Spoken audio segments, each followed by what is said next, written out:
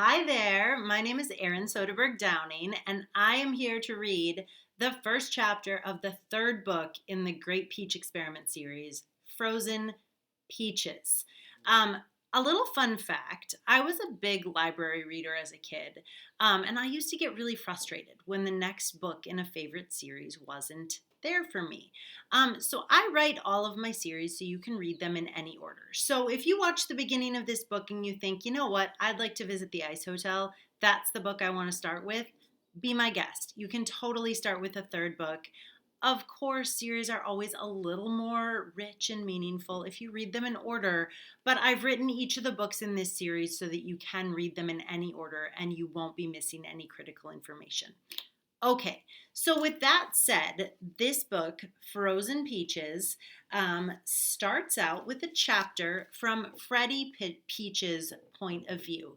Now, for anyone who's read any of the other books in the Great Peach Experiment series, you might know that each chapter alternates whose perspective we're hearing the story from. So this one starts with a Freddie chapter.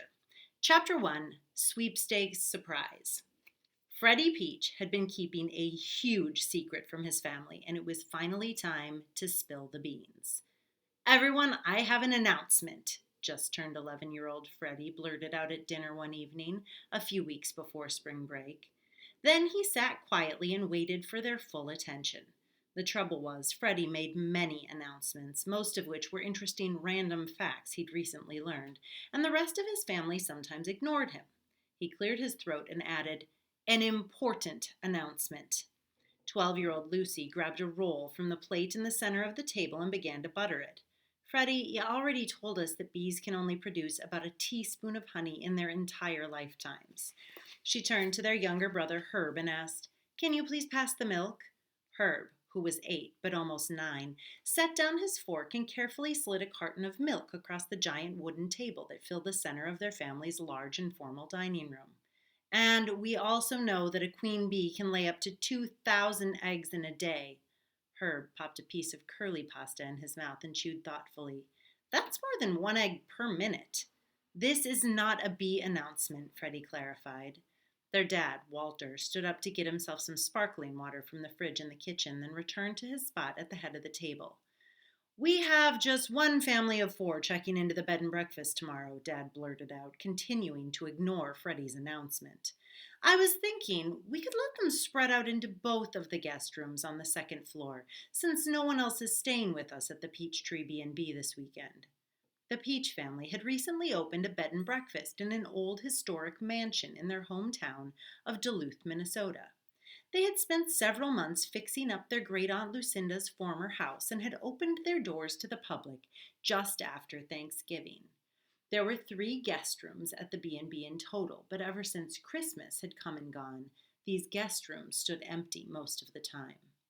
Though Duluth was a beautiful city nestled right at the very tip of Lake Superior in Minnesota, it was freezing cold most of the winter and not a lot of people wanted to visit.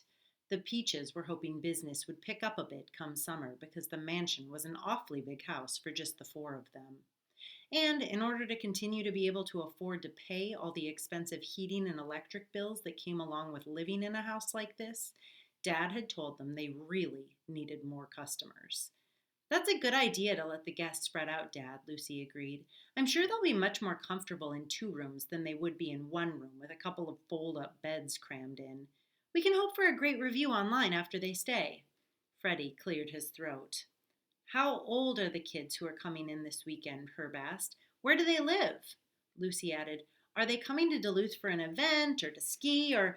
Why is everyone ignoring my important announcement? Freddie shouted, interrupting his sister.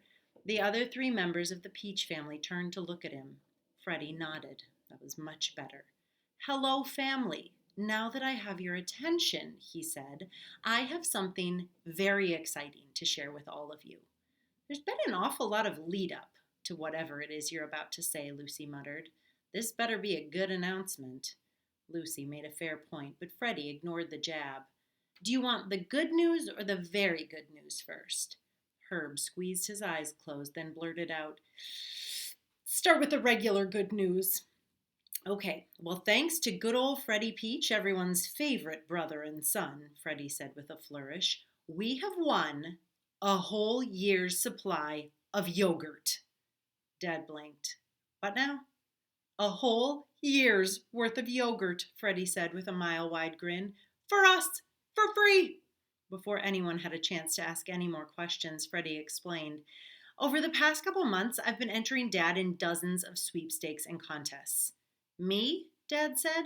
You have to be 18 to win most sweepstakes, Freddie explained. So I've been using your name and birthday and a fake email address I set up with Theo's help so you wouldn't get a bunch of junk emails in your regular account. Theo was the guy their family had hired to help at the B&B whenever Dad was at work and the Peach kids were at school.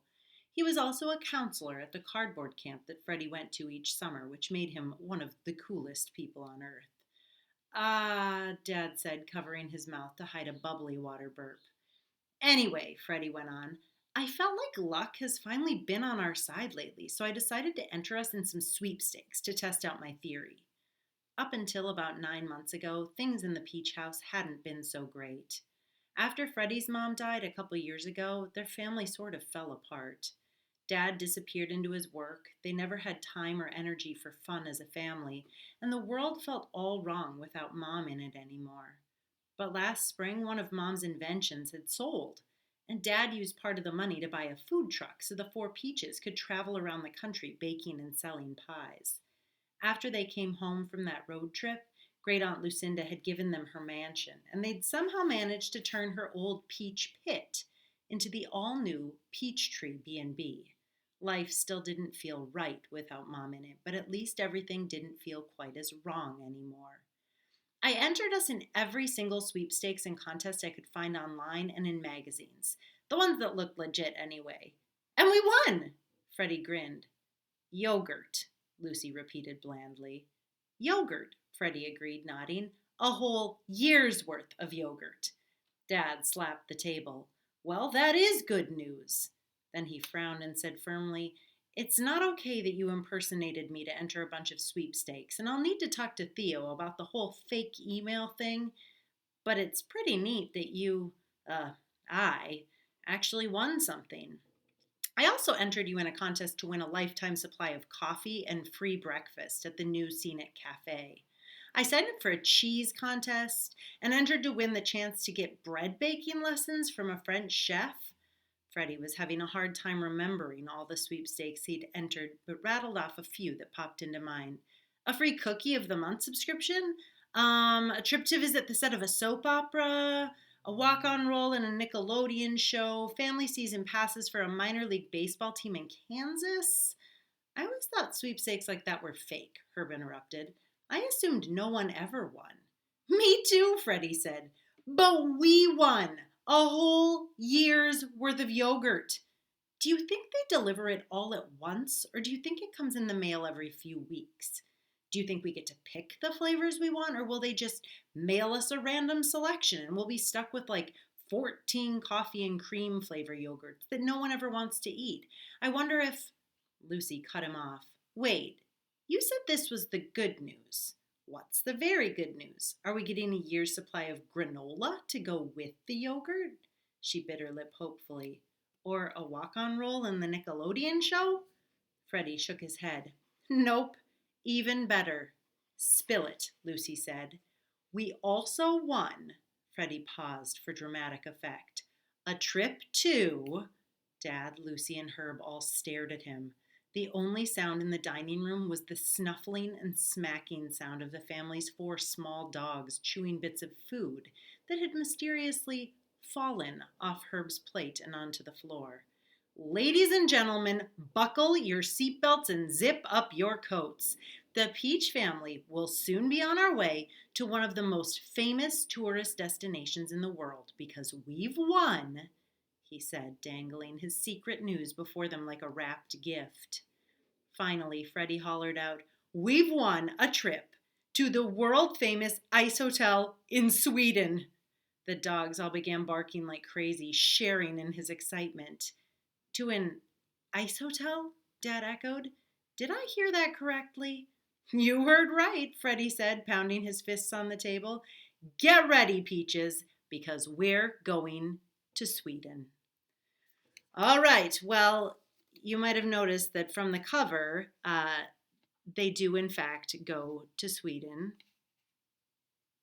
and they get to compete to become the frozen best. So they learn to dog sled, and they do ice carving, and they have a sledding race. And this book was actually inspired by a trip that I took to the very real Icehotel in Sweden about 20 years ago. And I've been saving this awesome setting for the perfect family ever since. And I decided the Peaches were the perfect family to send somewhere so cool and also so cold.